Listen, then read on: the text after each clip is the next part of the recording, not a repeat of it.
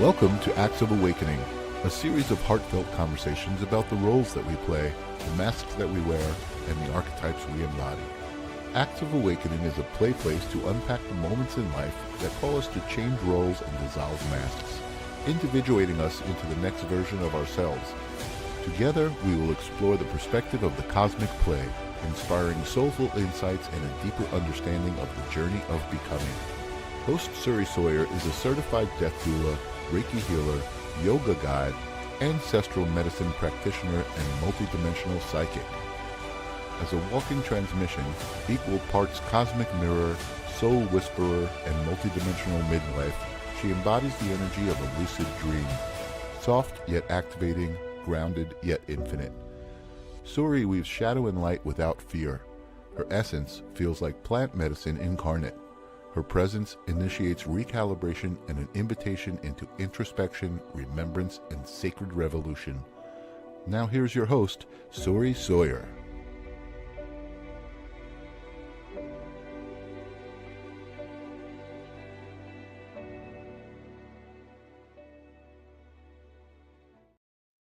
Good day, good people, and welcome to Acts of Awakening.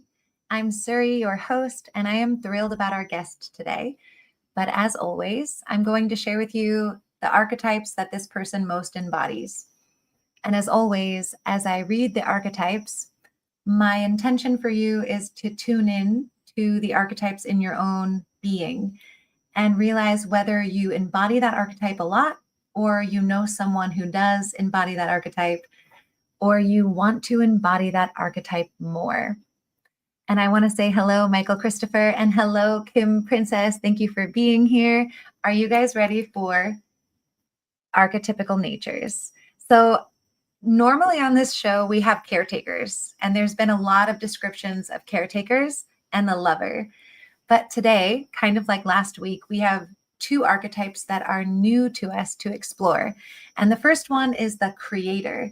So the creator is one of the archetypes, and here is just a gist of the creator. So the creator is driven by the desire to bring new into existence.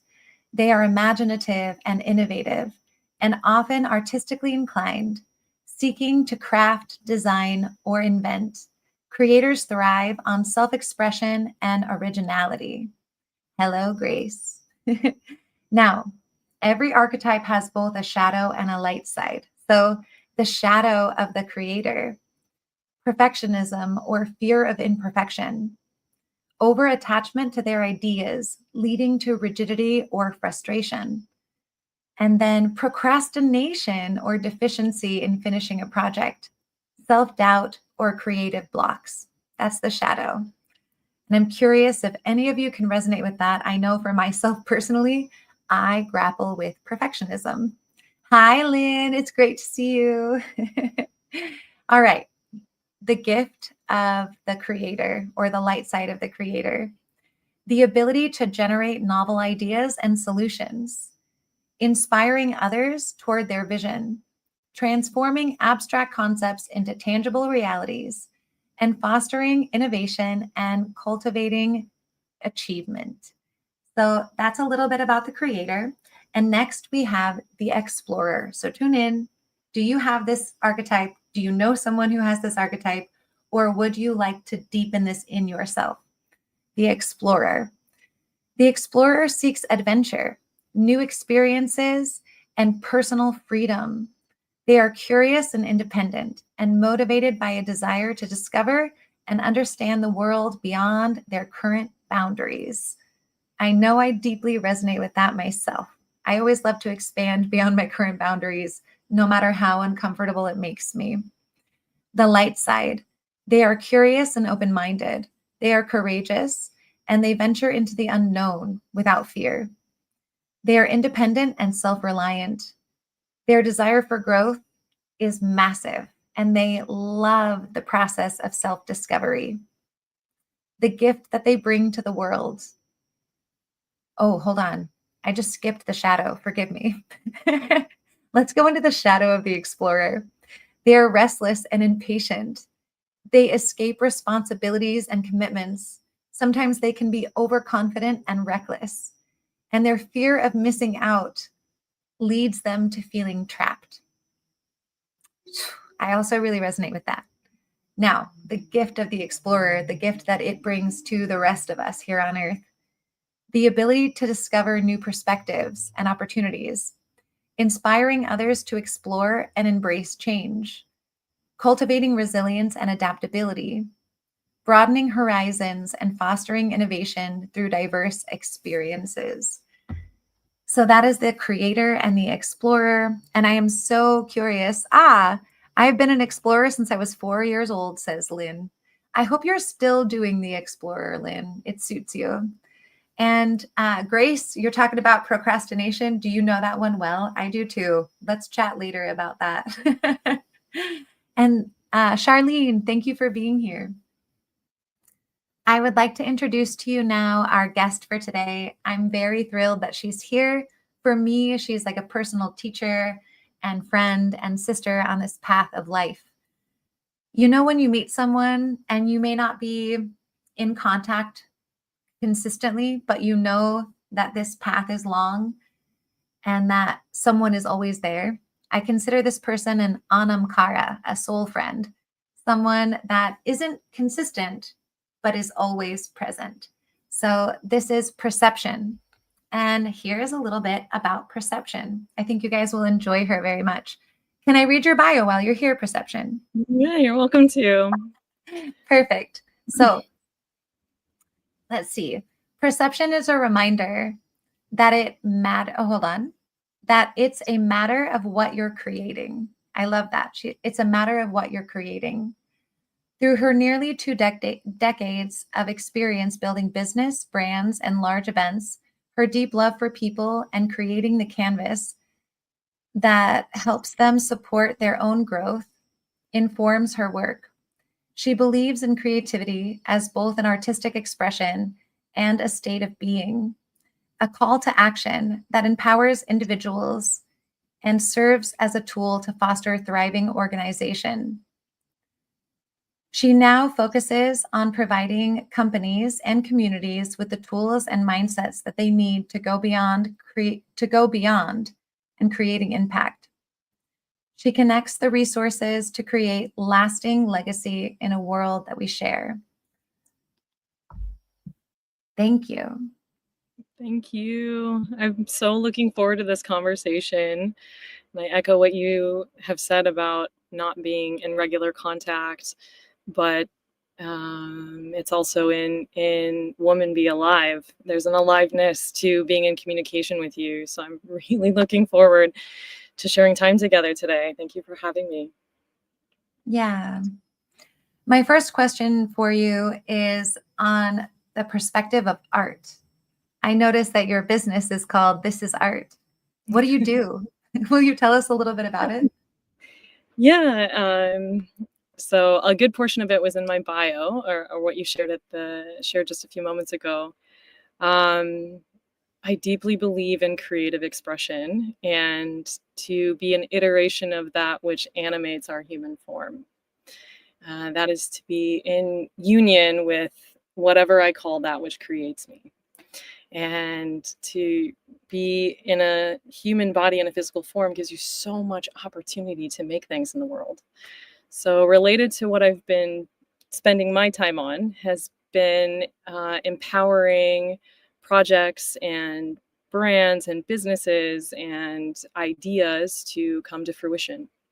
Part of it is mindset and the ability that yes, you can, the mindset of yes, you can.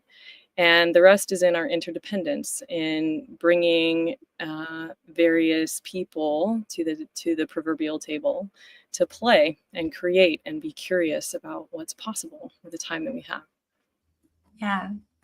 Something that I noticed about you, and I wish there was an archetype called the bridge, but there's not, but there should be, or the connector. I guess in archetypical conversation, you could call it the everyman. The one who connects everyone. But that's a big work that I've been watching you do for a long time. And that's actually something, if you're comfortable, I'd like to bring it forward, is the work that you do in bridging Indigenous cultures with the Westernized mind.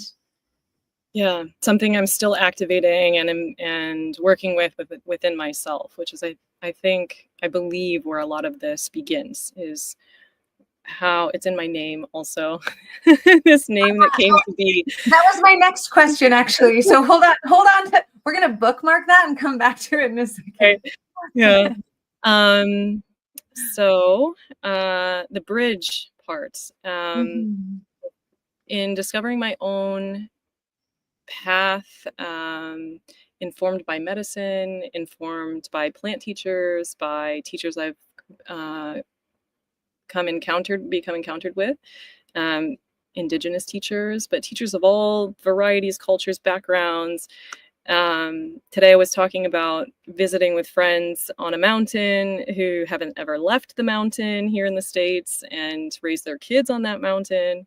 Um, all different kinds of teachers from various walks of life. Um, the call that I feel from within is to be a bridge. And that bridge is a bridge between heart and mind, a bridge between jungle or the natural world and concrete jungle. I find it very interesting that many of our friends in the concrete jungle can't remember the last time they were barefoot. I think that's very interesting. And in my own life has become a bridge geographically between New York and Costa Rica. Though I've spent a lot of time in Central and South America and a lot of time in the States at large, having spent close to 15 years of my life in California. It's the bridge between. And I heard recently that um, there's also the part of a bridge that is the threshold on either end. It's kind of the liminal space in a doorway. You're not on either side yet. You're on the in-between place. And I find that perpetually interesting. That's the explorer in me. Where is the in-between and the places between and where they meet one another? And it has me very curious in today's experience of what is often very binary and often very much a dichotomy. It's this or that. But there's so much in between, friends. There's so much third space, fourth space, middle space, something in between what the mind perceives of as being this or that by contrast. And yeah, so that's what I'll share about those parts. Well, something that I love about what you just described is it's this concept of black and white thinking.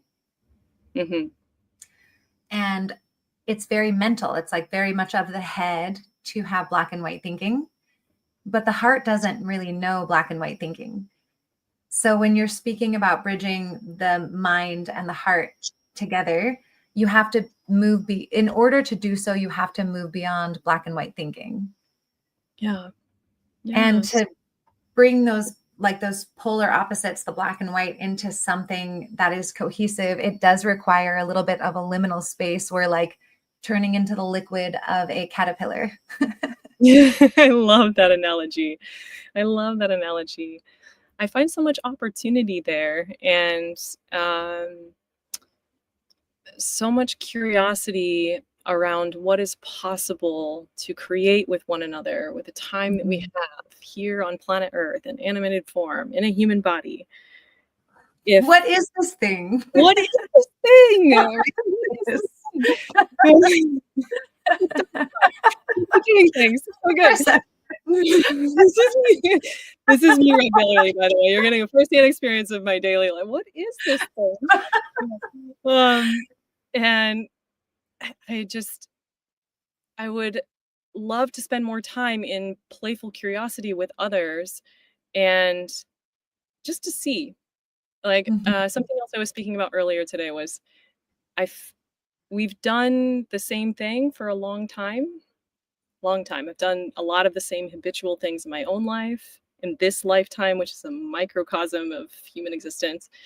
And we as a collective have done the same thing for many generations, many lifetimes, doing the same thing, doing the same struggle bus, as it were.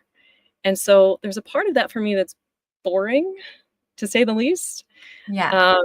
And so I don't purport to have the answers. I don't come to you with, I've got things figured out and let's do it this way. There's many ways. They all lead to they all come from the same, and they all lead to interesting places. So that's the explorer archetype in me, I'm sure. Can we spend some more time trying on something different? If I put my pants on backwards, or I try it with the things that make you turn your head, take a tilt, and that was curious. That was a pattern interrupt. That was out of the yeah. Thank you for that. And I agree with this concept of habitual patterns going on for generations and then bleeding into our lives, where it's like you wake up at this time and you go to work at this time and you have this conversation at this time. And then the habitual mind can take over, and it's the habitual mind that's painting the direction for the future. So if you never interrupt the pattern of the habitual mind, then you're prone to keep recreating what you've already experienced in the past. And it takes an act of massive surrender to say, I actually don't know what comes next. I just know that I don't want to repeat this. And so if by divine order, I could get a different idea or just have it interrupted so I could experience something different, that would be rad. But I also hear you saying that that's not just on an individual level, but on this collective level. Like if we could just have an interrupt that would allow us to feel a different frequency or a different flavor, we might be able to create something different on a massive scale. And I also just wanted to say a bunch of people wrote in and said that they're ruled by their hearts, to which I want to say, a woman. Hallelujah. Yeah. Okay.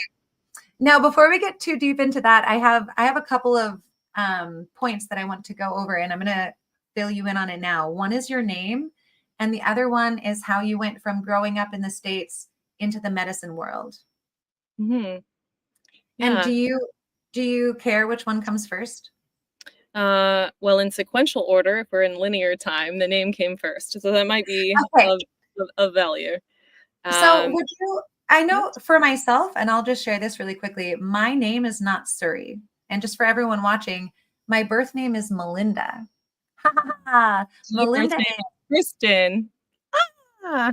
Here we are as Kristen and Melinda pretending to be Suri in Persepsion, which it's all a game. Yeah. It's all a game. But I can just share that at a certain point in my life, I received this name and I loved it. And I understood that by changing the frequency of my name, it would change my life. And I didn't do it with a light heart whatsoever. And I've gone by Suri for almost 12 years now. And I can tell it has changed my life, because sometimes when I tune into who Melinda would be if she was still operating this system, I would be somebody's office assistant. And I'm very good at clerical work. Like Melinda Ann is like wearing Costco brand shoes, and she's very good at filing things. I identify with that so strongly. Kristen would be up to the same thing. Yes. Yeah. But as Suri, I live here in the jungle and I haven't worn shoes in forever. And like, I'm having a great time. So for me, the name change meant a lot. And I have been writing with it. And I remember meeting you and thinking, oh my God, she's mind fucking everyone by being called Persepsion. Because she's asking them to confront their perception every time they say her name. And I was like, listen, I love the walk you're doing. So if you would please share with us a little bit about how you came into that name. It's done the same thing to me, this name. I'm sure. Anyway, so this was not it was a conscious choice to accept the name. It was not a conscious choice that this was going to be the name, and that it was going to have such an impact and implication in my life, with every interaction I have with my understanding of myself and and including many times earlier on that I wanted to shed it, don't want this anymore.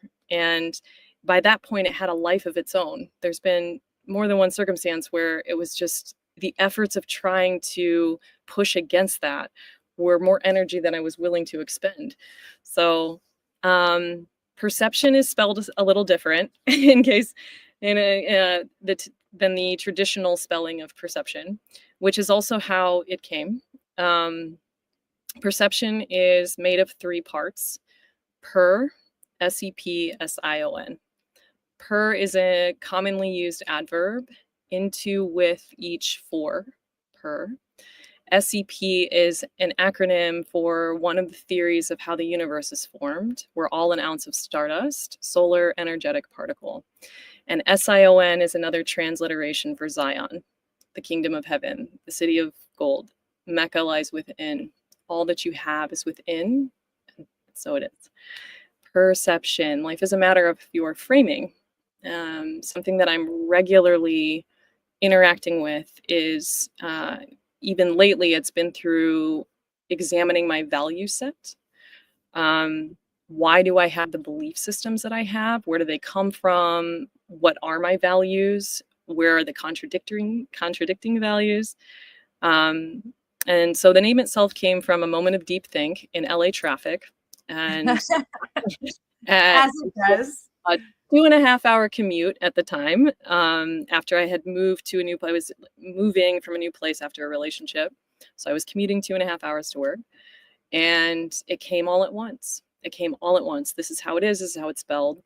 What a strange experience. And there's been moments where I wanted to shed it because it's, in the early days, because it has the sh sound. And so I thought that people were, when I could hear people speaking around me, and I started to come into more positions of leadership and being looked to for a lot of things, I thought that people were talking about me. Oh, they're always talking about me, perception, this kind of thing.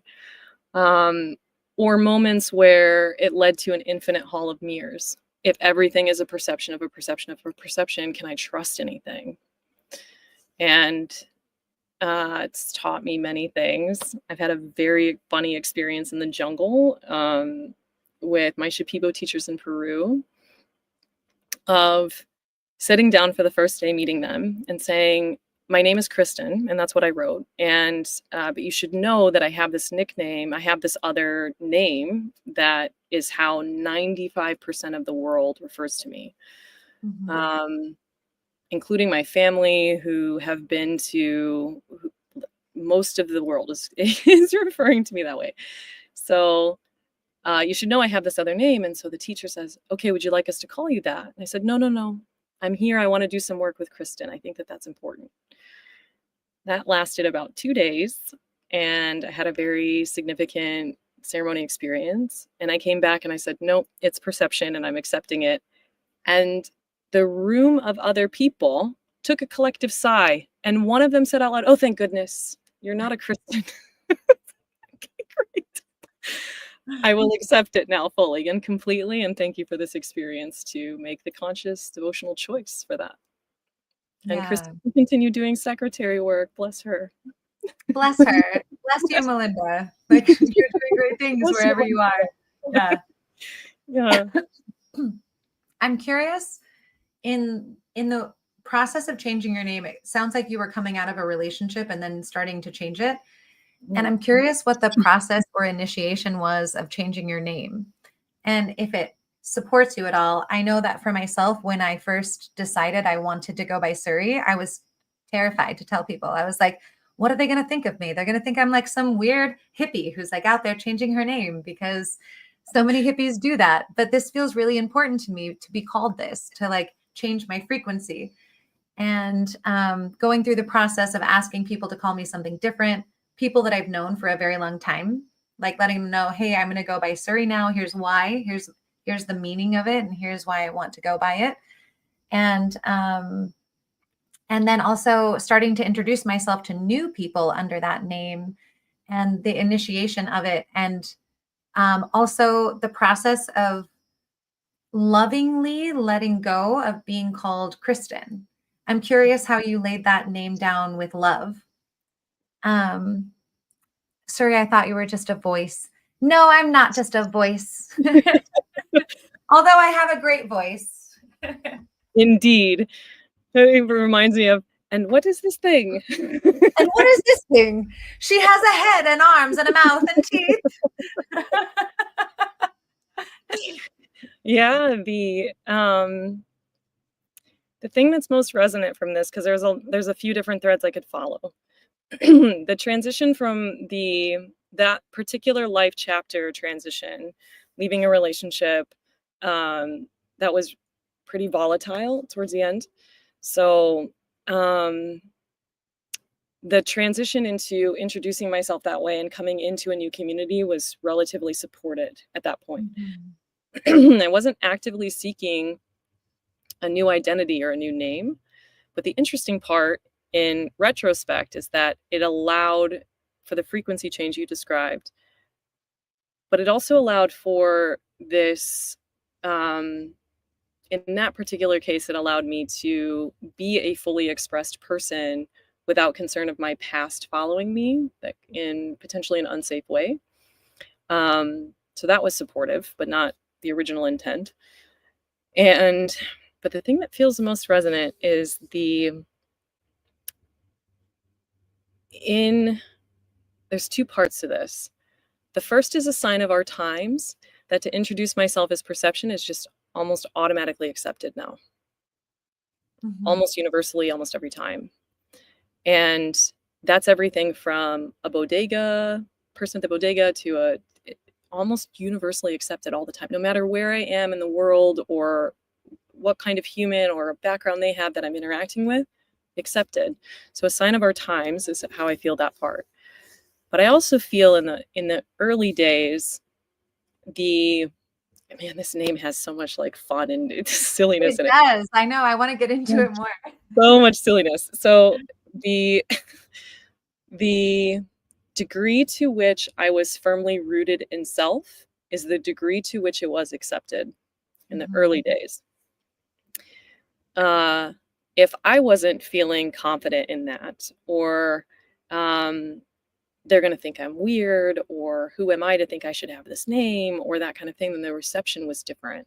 And you would get a different you'd get more questions, you'd get more skepticism, I'd get different kinds of reactions because it was resonance with what I was putting out as what I received. The pre-verbal things. And the other interesting gift of it is the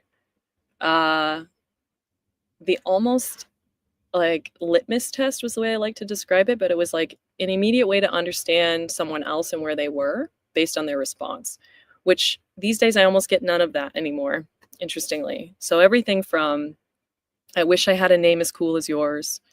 Your parents must have been hippies. Is that your birth name? You're fucking with me. That's not your real name. So even someone is more naturally skeptical in the world. So it gave me a gauge on where someone was just in the very first introduction, in the very first exchange of words. Hi, my name is. And then the other favorite part for me is my mom, when I have a sister who's 5 years younger, and I have two nephews who are 2.5 and 11. And I am Auntie Purr to them, incited by my mom, which is very cute, including the 2.5-year-old learning to say Auntie Purr, which is very cute. So it's been a gift, and I appreciate the conscious decision that I've made over time for something that felt like it came to me, for it now to be with and for me. Yeah. And it's nice to meet you, Suri, and like very grateful. Yeah. I love how you can use your name as a gauge for how someone else is interacting with reality. It's powerful. And I am curious if you have I'm sure you have a much deeper understanding of the word perception now after being called it for so long, even though it's a different connotation of the word perception. Still, when you say it to the collective, they're perceiving the word perception. So would you indulge us in describing what you now know about perception? Yeah, for me, this draws an interesting awareness to how we interact with objects in everyday space all the time.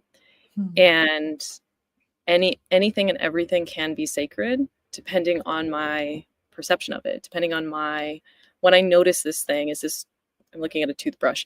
Is this toothbrush sacred? Does it have meaning to me? Was it a gift? Do I know where it comes from? It depends on the way that I'm receiving this form of matter, this particular accumulation of molecules, atoms, to decide whether or not it's meaningful. So with my name, I feel the same way. I'm glad to have attention drawn to it by others at points, including in this conversation, to be reminded of that the reception of the word, right? Like the more than just, because at this point, it just very much feels like a frequency. It feels like that's my name. That's me. I'm that. And I think the other part of it too that has landed that for me is the difference in spelling. I don't think the word perception. And so presumably when there's introductions and they're verbal, and I'm a visual learner. So if it's not something that you're seeing written, then that's how people, and still to this day, friends I've had for 15 years, about the length of time I've had the name, 14, 15 years, something like that. They probably still think the word perception in their mind. They still write it sometimes in texts and things like that. So I think the difference in spelling also, that's me. And then I have 1,001 nicknames. And I guess the final thing I'll share about this too is the the what people think they hear: reception, perfection, Persephone. There's a million alliterative P words they think they've heard, which is also kind of funny. Like, yeah, I've enjoyed that also. Do you get confused for Persephone a lot? Persephone is one of the more common ones. Reception is usually if it's, or has often been, when I'm being introduced by someone else in a group setting. Perception, just like, that's me. We made a bunch of jokes on that too. And then there's Persepi, Persp, Sepi. Yeah, I mean, there's even been like in Latin American countries and Spanish speaking countries, has been, Persepsion, or like saying it that way. And then they're like, oh, that's cool. Oh, but it's immediately accepted without question, which is so interesting to me. Yeah. Very rarely these days do I get asked, was that the name? And even now it's even more tender, which I also think is a sign of the times. And I don't believe it's purely from the people and places that I'm interacting with. I believe it's a sign of our times. I think it's a sign of our times that there's more gentle curiosity around, is that the name you were born with? It's even in the way people ask, rather than, oh, your parents must have been hippies, or I've heard the same question more abrasively. And these days it's much more playful, like gentle curiosity, which I think is beautiful. So, yeah. Yeah, I resonate with what you're saying in the name change, because when people ask about my name, I'm like, it's Sanskrit. And they're like, oh, your parents studied yoga? And I was like, no, they didn't. It was a name that I chose. And I've also noticed a softening over time toward the general desire to be called something different. And before we move on to the next chapter, I am just curious if you have any insight around, now, for someone who's actually gone through a name change and gone from one name to another significant name that you've been holding for 15 years, is there anything you want to share about the quality of what we are called? Because I can sense in my own being that there is a very real reality and interaction every time someone says your name, whatever frequency that is and whatever it elicits from you. So now that you've gone through a significant name change and have fully adopted a new name, do you have anything to share about the power of what we're called or what we're named? Such a great question. I'm curious about your thoughts on this also. Yeah. I mean, there's what we referenced in the beginning about frequency, and I think you summed it up so beautifully in there's a Melinda and a Kristen still being a secretary and still being a different iteration of a human in the world. And this has allowed for full creative, full embodiment of self and expression. The other thing I'll mention here, though, is there is still it's still something that comes and goes for me of a desire for integration between them both. And I think that's because I'm regularly seeking, evaluating my value set, evaluating the perception of myself, and seeking an integration of a union within myself. So there's still a desire to be called Kristen sometimes and to have a bit more fluidity amongst these things, though I don't feel the level of affinity with Kristen in the same way. So at this point, my resonance with it is Kristen is still a supporting role for perception. Yeah. Yes. Yeah. But I'd like to I really encourage more union amongst them. Yeah, I'd love to hear your feeling of this. And I'm so grateful that this is brought in, and very grateful for this topic. Thank you. I also noticed somebody asked, what do your parents think about your name change? And I thought that was an interesting question. And I'm going to answer your question, but also share that when I changed my name, my mom went with it.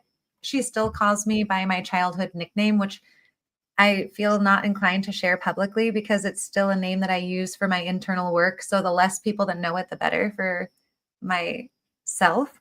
And this is also something that I would share with people, is that sometimes there are names that you do not share, especially Agreed. on a public platform, because they touch more tender parts inside of you. And I feel comfortable to share Melinda, and I feel comfortable to share Suri. And then I have two names that I won't share, and those are among them. And actually, funny enough, my parents really never called me Melinda. They always called me by this other childhood nickname. And so when I changed my name, no one was using it already, for the most part, except for like the government. And my father had a harder time with it. My mother really went right into it. She still calls me by my childhood nickname most of the time. But then will correct herself and she's like, oh, that's right, you're Suri, I forgot. And I was like, it's okay, Mom. Like, you can call me whatever is right for you. And I have a really good friend I've had since I was 10 years old, and she still calls me Melinda. And I wouldn't have it any other way, because somehow her calling me that name is calling back this lineage of life that we have shared. I echo the exact same sentiments. I actually read in a fantasy fiction novel, I think, many, many, many moons ago, even before Perception came to be, about a wizard never reveals all of his names, something like that.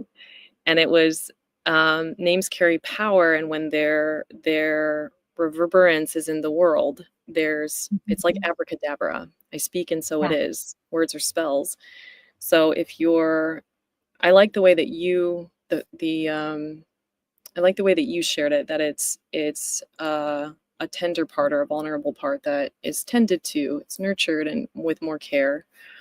Because it also reminded me of the times that fortunately that hasn't happened in the more recent past, but in the early days, there was a time or two where someone was mad at me, and they that was in the days also where I was more protective of the name Kristen. I wasn't sharing it as regularly. There's many people, it was kind of a protective element. There were a lot of people that didn't know that name. And those that did felt a comeuppance in themselves when they were mad, and they would hurl it at me like it was an insult.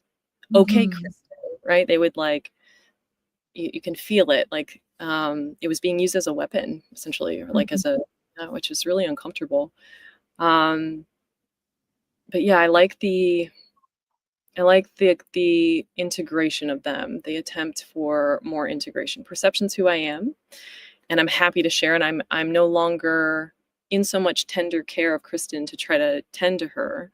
And I think a lot of that has to do with walking a path of healing, sitting on my mat for many hours in stillness, and tending to those tender parts. So now it's fine that she's in the world too. And I think it's great that this is the first like public, and I love that it's with you, which is great. So that we share a common story in that way. I think it's great. I think more permission for our friends, more permission, like the sign of the times I kept mentioning, that there's just generally seems to be more gentle curiosity and acceptance. Yeah. I encourage, if there is a different vibration that you would like to try on for size, please do that. Please do Yeah. that. So much love and encouragement. Please do that. And be curious about the times where it's awkward, where it feels uncomfortable, where you're not sure about it, or you're not sure about it for yourself. I don't feel like a perception today. That's okay. Try it on for size. See what happens. See what happens. Yeah. Honestly, it's one of the coolest human experiments to change your name. And I feel that deeply because I've gone through it. And I'm not saying like go around and be like, today I'm this and today I'm that and today I'm this, because that becomes confusing and you lose the sense of core self. But there is something really incredible about deciding to shift what you're called. And then you also start to get to see just how powerful that name is. And Persepsion, like you were speaking to, when I received the name that I go by now a few years before I decided to go by it. And I had been in sort of an internal conflict about whether or not I was going to bring it out of temple space and into my real life. And I had this very interesting day where I was prompted to say my name out loud, my Melinda. It was like, say your name out loud, Melinda. And I was like, I don't want to. I went into like a fight with my own like spiritual guidance. And it was like, no, say your name out loud. And I was getting ready for a dinner party. I was doing my hair and makeup and I had this pretty dress on. And then it was like, say your name out loud. And this led to me crying and sobbing in my living room, repeating my name over and over and over again, Melinda, Melinda, Melinda, Melinda. And I was having flashes of every time Melinda was yelled at me, every time Melinda was used as a weapon against me, every time I was punished while my name was being used, every time I was put down or teased using my name, like this influx of information came in, both positive and negative, around what was held in the frequency of the name that I'd been called. Because I guess what I realized was that to a degree, my entire ego up to that point could be unpacked just by saying the word Melinda. It was all held in there like vibration, like a vibrational container of my existence. And I repeated my name over and over for a couple of hours until I said it and it was neutral. So it went through this high and low of like times when I was celebrated as Melinda, times that I was punished as Melinda, times that I was scolded by a teacher by the name of Melinda, or having my name called in a violent way, or having it thrown at me in a bullying way. Just all these emotions that were attached to the way that this name was used as I grew. And I said it until I could say it, and I had no emotion toward it. Like there wasn't celebration, there wasn't grief, there wasn't sadness. It just was a neutral sound. And then I was like, and then I heard, you can go by Suri now if you want to. And it was because you've cleaned out this thing, this past history with this other name that you were called. And then in a really weird turn of events, when I was in high school, I was in choir and we made a CD and I had it in my car. Keep in mind, I'm like 27 now and I'm getting in my car and I always played my iPod. So normally when I get in the car and turn it on, the iPod starts playing music. But for whatever reason, this day, it started playing the CD player instead of the iPod. And it was this CD from when I was in high school. And it was based on Isaiah 41:10, which says, "Fear not, for you are called and named." So I get in the car and I turn it on and I'm late for this dinner party. And all of a sudden I hear me singing back to me, "Fear not, fear not, fear not. You are mine." And I was like, I don't know what's happening in the universe right now, but I feel consent to officially tell people that I'd like to be called Suri. What was your experience like at the dinner party after? Do you recall that? Yes, I went and I brought my the meaning of my spiritual name, and I told everyone why I was late, and they were all like, "Yeah, like what happened?" And I was like, "I just spent 2 hours crying on my living room floor, and here's what happened." And I was blessed because I was going to a dinner party with a bunch of like fellow yogis who are all kind of, you know, already more open to this kind of thing at that time. And they all really accepted it. And there were 5 of them there at the same time. And so all of them made an agreement like, yes, we'll call you Suri. And they were also part of my social community in a larger expanse. So they helped the transition happen very quickly and without effort. Mm. Bless good community. Oh, including those that love us in all the best ways and those that play pranks because they know where to get us where it counts without doing any harm. Like, good. Bless them Keeping us all. accountable. All right. So we have a few minutes left. And with those few minutes, something that I'd really love to get to hear from you, if you feel willing to share it with us. I would love to hear from you a little bit about the work that you do between the indigenous or the jungle and the concrete jungle. Because I feel for myself that that's a very important work. I know that for myself, when I go from the jungle into the concrete jungle, I struggle to assimilate.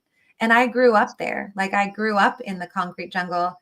And then I came here and started undressing myself from consumerism and from just the busyness of life. And now when I go back, I actually have a harder time being there than I do here, which is a strange thing for me. I never thought that that would be my reality. But you are constantly moving between worlds and attempting to bridge something. So, whatever you're willing to share, if you are willing to share on how you're doing that work now between the heart and the mind and the jungle and the concrete jungle, I would love to hear anything that you have to say on that. Yeah. I feel the same in feeling really discordant returning to the concrete jungle, returning to the US in particular, where there's just a lot of din. There's a lot of just background hum and extra stress and energy in the general everything. And I even find it creeping in natural settings here. Spent a lot of time this year traveling across the country back and forth and spending time in really beautiful parts of nature. And even there, I can feel some of the, which without getting too far into that, always makes me wonder about my own perception and why is that my experience? Initially, I found some of the return to the US for longer periods or even shorter periods of time to be really uncomfortable and something that I was avoidant and something that my language was around. I have my more natural affinity is in the jungle, is in natural Mhm. settings elsewhere. And over time, I have shifted my story, the narrative that I am telling about my life, because it was creating this otherness and this discomfort. But one thing leads to another. One thing, like an Ouroboros, the snake that's eating its own tail, it's like that. One thing, you start changing the story, and then there's also this change, and that change informs this thing. So this has been the longest amount of time that I've been in the US most recently. I was spending a lot of time in Costa Rica and then just occasional trips in the US. And this has been the longest stretch of time for quite some time. And I'm feeling over time more of that harmonizing within myself. And so I'm able to spend longer periods of time without feeling uncomfortable, which is where the work comes in. Like what I have to Mhm. offer just purely from presence, from doing as much as I can within myself to be more, to be secure and safe within myself, to be trusting for myself, trusting that which creates me, there's more balance in my life, more harmonizing of these things. So this journey is teaching me a lot also. And it always starts with myself first, because that's the best thing I got and what I know, what I know the best. um, Mhm. yeah. A part of it for me has been important to notice my own narrative around it. Um, and that's part of the path also. Like, you're going to notice how deeply, I think we might have touched on this in the beginning, or I did, about the binary and the contrast. It's so distinctly different. Um, Mhm. but I've accepted and chosen to be a bridge. So Mhm. specifically to your question would be, um, a lot of my work currently is based around community development specific to land-based projects. And that often is in the form of retreat centers, though, and those that are not specifically medicine retreat centers. They may host medicine circles occasionally, but they're doing retreats of every style and variety, of CEO wellness to men's groups, women's groups, yoga, um, uh, corporate wellness retreat, all kinds of different things, and then some medicine ceremonies. And so the influence to the land itself, the land, which is the initial container and Mhm. resonant, yeah, is receiving all of this information. And so that means there's more exchange of that within the different kinds of people that come through, which is really interesting when I've been working in land projects that are closer to urban centers, like ones that are closer to Manhattan or closer to San Francisco, um, where you have a lot of people that they're drawn to nature, they're drawn to something, but they're not quite sure what that thing is. And having the influence from other kinds of people and other experiences that have gone to the jungle or have had traveled around the world or haven't spent as much of their time in concrete jungle every day doing the thing, Mhm. there's more influence for one another. So the intention is to, in my personal life, bring the things that I have learned from Indigenous teachers of many different tribes and places, many who visited Costa Rica, many throughout my travels in Central and South America. I did a lot of work with Native American tribes in festivals. That was the earlier part of my life, like 15, 20 years ago, was bringing festivals to um, some of the most impoverished nations in the United States, in this land, Turtle Island. Um, and because it's some of the only unregulated money that they receive. See, some, which is very interesting. And so it created a mutual reciprocity and benefit that can go beyond just the money that's exchanged. It can go into the things that we can learn from one another, the ways in which we tend to and respect land, the ways in which we leave it better than we found it, the ways in which we have encounters with one another. That alone, people of different walks of life and understanding, and art installations and community and belonging and gifting and all these really beautiful things. So um, a lot of it is walking my own, returning to my own mat, and influenced by the teacher in everyone, and particularly the teachers that are carrying ways of old, and having more of a voice in the world. Another thing, I'm deeply in gratitude for you for having a voice in the world, the ways in which we can share what we have to offer one another, a different way to look at things, the things that make you tilt your head, the things that are deeply meaningful and connect with you in the heart, right? The things that you're going to go and share with someone else. The next 3 conversations you have, you added a little of something that caused someone else to be curious about what's out there in the world. I don't believe in any one way. I believe in the many way. I believe in the in-between ways. And yeah, yeah, that's what I'm up to. You mentioned it at the beginning and you also mentioned it here at the end, and I would just like to celebrate it for a moment because from my perspective, oftentimes the greatest leader is the one who doesn't want to be nominated to be the leader. And for some reason, I really get that vibe from you is that like you're not trying to be the leader, but like most oftentimes in a room, people are like, perception. And so you do have that quality of leadership that's not like you're not trying to go for it, but it's often handed to you because of the presence that you hold. And the second factor about like leadership and guiding a way or guiding a path is your own understanding that you don't know the right way, but you know what feels good and you know what's intuitive, and also spaciousness for how someone else presents their own path. And it's like, I don't know if this thing that I'm walking is correct for you, but you could try it and see if it's right for you. And I don't know if this path is the right way for you. I don't know if the way that we're going is the right way, but we got to try it. And similar to your sentiment earlier of like, I'm not sure exactly what the pattern change is that we need as a society, but I know the pattern needs to change. And I love that. It's funny because it's authoritative, but it's also super surrendered simultaneously. I know we need a pattern change, but I'm not the one to say how the pattern changes. It's kind of up to all of us to create that. And so in witnessing you and talking to you, I'm like, yeah, that's a leader I'd follow, even if she doesn't know the direction she's going. I have one more thing I want to share. Yes, please. A piece of wisdom that came from wherever ideas come from. Resignation, rebellion, creation.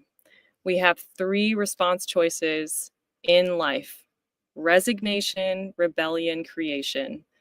Complain at the clerk at the bodega, complain at my wife, complain at the TV, complain at this person. Rise up against the machine. Fuck them, fight this. I can't do it. Write a 600-page lobby proposal to whatever politician, this, that, or the other thing. Machine existence system. Or we can ask what if and be creative and play with our friends. Fuck it, fuck you, what if? What if? What if? What if? I want to find more of us for that.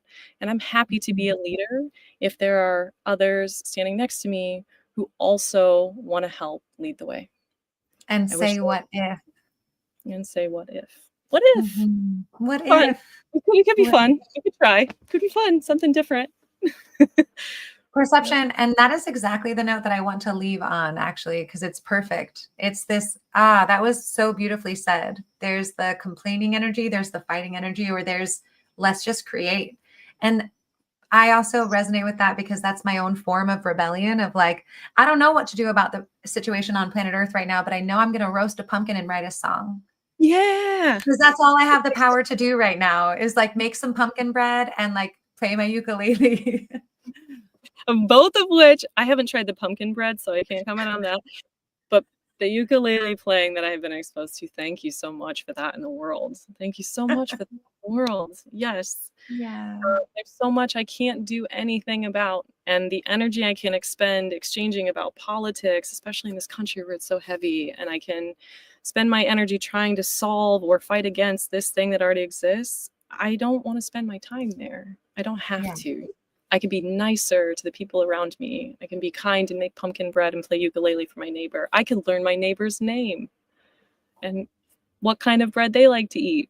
There's a lot of, I think there's so much possibility, friends. Let us not give up hope yet.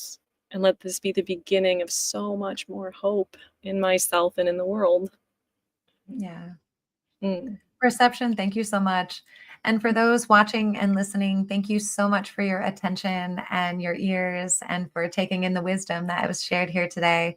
If any of you have any wisdom on names or something else you'd like to be called, please feel free to drop it in. We'll start calling you that. And it's my prayer that Perception will join us again soon so you can hear a little bit more about what else she's doing on planet Earth, because this woman is full of wisdom. But for now, I hope you guys have a beautiful night, and we'll see you in 2 weeks. Thank you. Thank you, friends.